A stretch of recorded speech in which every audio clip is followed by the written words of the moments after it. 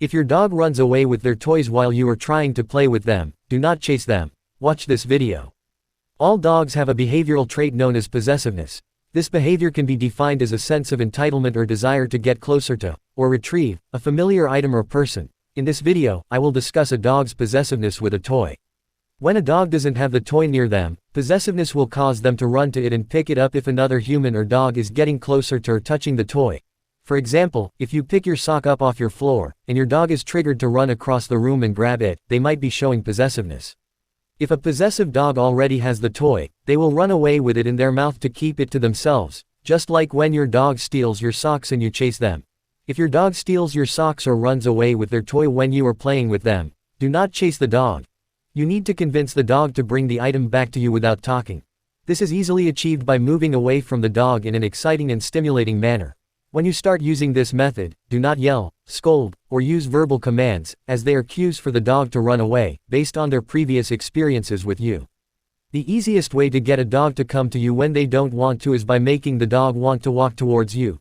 Do not offer the dog a treat or food if they are already being possessive. This is the worst thing you can do, as the dog is being rewarded after engaging in an undesirable behavior. You don't want your dog to trade your sock for a piece of chicken since they shouldn't have the sock in the first place, and the dog has already shown possessiveness by walking or running away from you. In that scenario, you've likely already shown frustration or raised your voice, which is not what you want your dog to experience as a command to get your sock back. Notice how I'm repeatedly moving away from the dog to get the dog to come to me. When the dog runs past me with the object, I never chase them. Instead, I turn away from the dog to make him want to follow me. This is reteaching the dog how and when to control their possessiveness in our favor. Also, I have the leash on to limit the dog's mobility as needed. I use it to prevent the dog from running off with the toy. In the beginning of the video, I also used the leash to pull the dog towards me, as he was standing at a distance, waiting for me to grab the toy, instead of bringing it closer to me.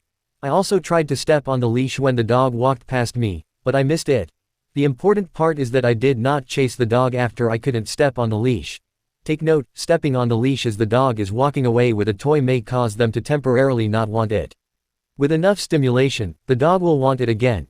You can always pretend to pick up the toy, and if the dog is possessive enough, their desire to grab the toy will prevail, and they will grab it. Always try to step on the leash when the dog is walking away with the toy in their mouth, as the slight leash pressure will encourage them to follow you instead. In this case, I play tug with the dog when he brings the toy to me as a reward. You always want the dog to come in your direction if the possession is in their mouth, as that is the most desirable behavior.